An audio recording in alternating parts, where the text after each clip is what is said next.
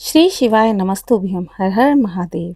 आज का दिन सावन का सोमवार धार्मिक दृष्टि से बहुत ही विशेष माना जा रहा है, क्योंकि आज महादेव के साथ कामिका एकादशी का पावन पर्व पर श्री हरि की भी उपासना की जाती है।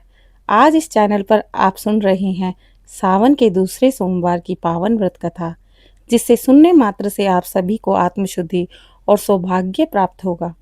कृपया आप सभी श्रोतागण मेरे साथ इस कथा वाचन में अंत तक बने रहें।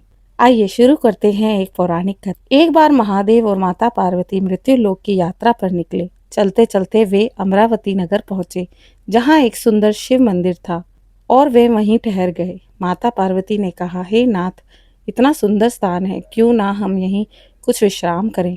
भगवान शिव ने कहा, जैसी तुम्हारी इच्छा देवी।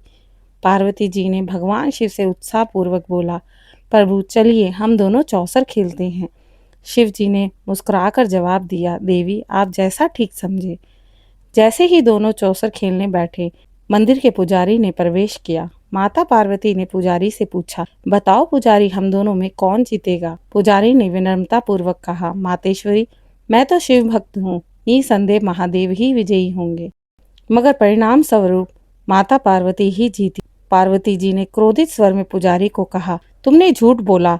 पुजारी, मैं तुम्हें श्राप देती हूँ, तुम कोढ़ी बन जाओ। माता पार्वती को शिवजी समझाते रहे, पर माता का श्राप प्रभावी था। पुजारी को कोढ़ हो गया। मंदिर के एक कोने में बैठकर पुजारी बैठा कर रहा था। तभी एक अप्सरा वहां आई।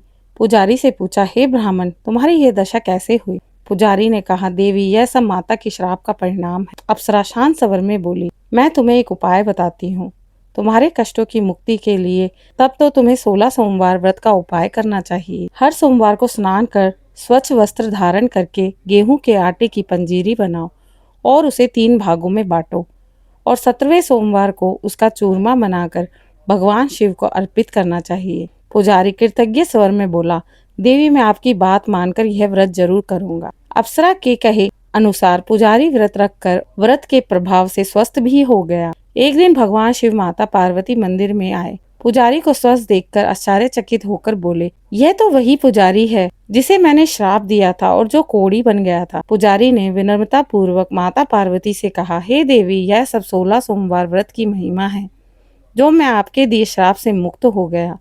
माता पार्वती ने कहा, अगर ये इतना प्रभावशाली व्रत है तो मैं भी ये व्रत करूंगी। माता पार्वती ने 16 सोमवार का व्रत रखा। उनका पुत्र कार्तिकेय, जो रुष्ट होकर कैलाश छोड़कर चले गए थे, परिणाम स्वरूप पुत्र आज्ञाकारी होकर वापस लौट आए। कार्तिकेय किसी अलग क्षेत्र में बसे अपने मित्र से मिलने के लिए व्याकुल थे और इस व्रत के प्रभाव को सुनकर वह भी इस व्रत को करने लगे।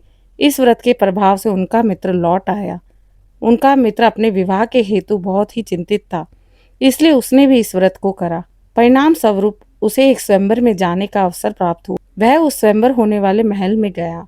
वहां राजकुमारी हाथ में वरमाला लेकर महल में खड़ी थी। घोषणा करता कहता है, यह हाथिनी अपनी वरमाला जिसके गले में डालेगी वही राजकुमार योग्य माना जाएगा। आश्चर्यजनक बात यह थी कि हथिनी ब्राह्मण युवक को ही वरमाला पहनाती है। राजकुमारी कहती है, हे ब्राह्मण, आप कौन से पुण्य कर्म के कारण मेरे भाग्य में आए हैं।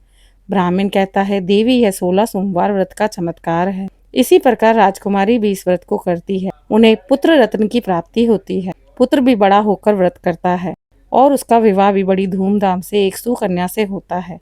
वह भी आगे जाकर राजा बनता है। एक दिन राजा भी 16 सोमवार व्रत रखता है और दासियों द्वारा संदेश भेजता है कि आज 17वां सोमवार है, रानी को पूजा में बुलाकर लाओ। रानी की जगह दासी वापस आ जाती है। पूजा के बाद आकाशवाणी होती है। आकाशवाणी में से जो आवाज आती है कि रानी को महल से निकाल दो, नहीं तो विनाश निश्चित है।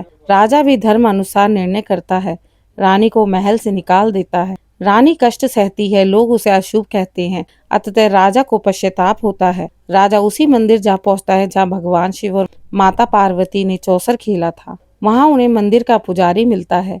राजा पुजारी से पूछता है, मेरी रानी कहाँ है। पुजारी कहता है, उन्होंने बहुत कष्ट झेले हैं, आप दोनों उसी 16 सोमवार का व्रत करें, उसके परिणाम स्वरूप फिर से आप सुखमय जीवन व्यतीत कर पाएंगे। राजा आता है, पत्नी को लेकर चले जाता है। दोनों पुनः व्रत करते हैं और प्रसन्नता पूर्वक सुखमय जीवन जीते हैं। देखा श्रोताओं, 16 सोमवार व्रत की यह अद्भुत महिमा किस प्रकार की है, जो भी श्रद्धा से ये व्रत करता है, उसके जीवन में चमत्कार अवश्य होते हैं। ईश्वर आप सभी पर कृपा बनाए रखें। आशा करती हूँ कि आप सभी को यह कथा अवश्य पसंद आएगी।